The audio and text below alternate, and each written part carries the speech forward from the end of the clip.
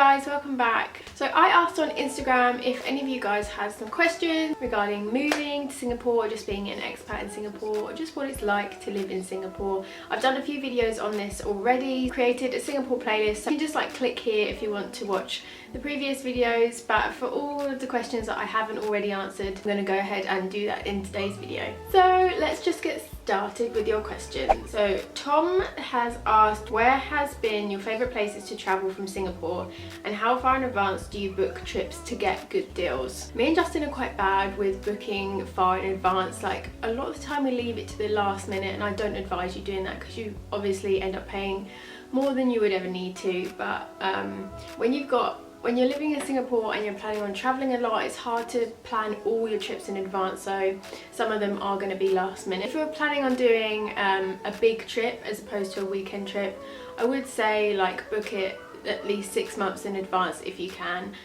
just so that you can get the best deals.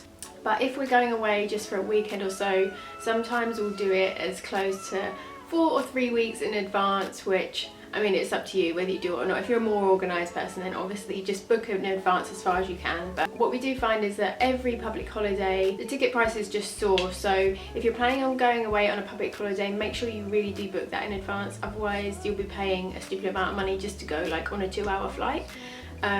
But generally for places that are closed like Thailand and Bali, you can get away with booking it like a couple of weeks in advance. The prices shouldn't really change. As for where our favourite places have been to travel, I'm actually going to do a separate video on this, just like a rundown of our favourite places we've travelled so far. But as you guys know, I love Bali so much. I really loved Tokyo, Thailand, Australia, Vietnam as well. But yeah, as I said, I'll do that in a separate video for you guys, so I can go into more detail about that. Someone has asked, rent salary advice for people living without much expat benefit. Singapore is a pretty expensive city. I agree, like it is an expensive city to live, but I would say it's very similar to prices if you're going to rent in London. If you haven't got expat benefits, then obviously it's still doable. You'll just have to make sure you're putting money away each month for rent. I would advise living maybe in a HDB. You can get some really fancy HDBs. I mean, it doesn't have to be fancy, but you can get some really nice ones. Obviously they don't have things like a pool, but if you can live without a pool, then it's perfect. But there are some really nice ones around at the moment, and you'll be paying a lot less for it as well, especially if you're sharing with other people. Becky has asked, how family friendly is it? Moving there in October with our toddler, very nervous. I mean, obviously I haven't got kids, but there's children absolutely everywhere. I would say it's a very child-friendly place.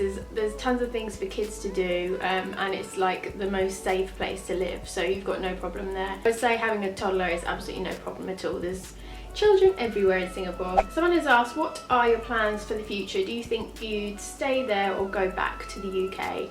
As I've mentioned before, like I am in no rush to go back to the UK. I would happily rather stay here than go back to the UK. To live, maybe when we want to finally settle down, we'd probably look at doing that in the UK, I suppose, but for now I'm in no rush to go back at all.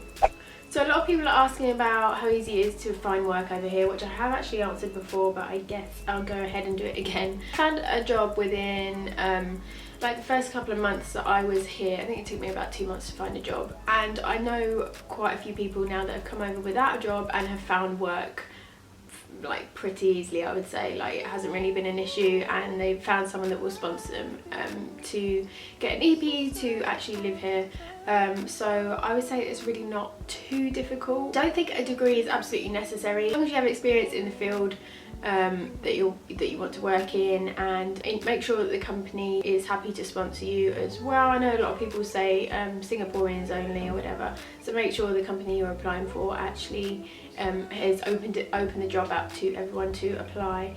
It shouldn't be too hard, in all honesty. Like, give yourself a few months, but as long as you're, you know, applying for work every day and really actively looking, then I don't think it'll be a problem at all.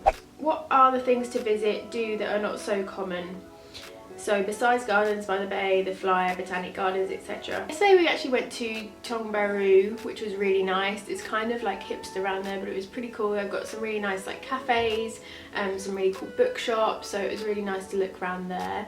Haji Lane is also a really cool area to go, especially in the evening. They have like live music, and it's a really good place just to hang out and have drinks. There's loads of really great brunch places in Singapore. That's a nice thing to do of a weekend. Going down to Sentosa is fun as well. There's also lots of like walks and trails that you can do. So yeah, there's loads to do in Singapore. Which destination would you recommend for a cheap weekend getaway in Singapore? I would say Thailand.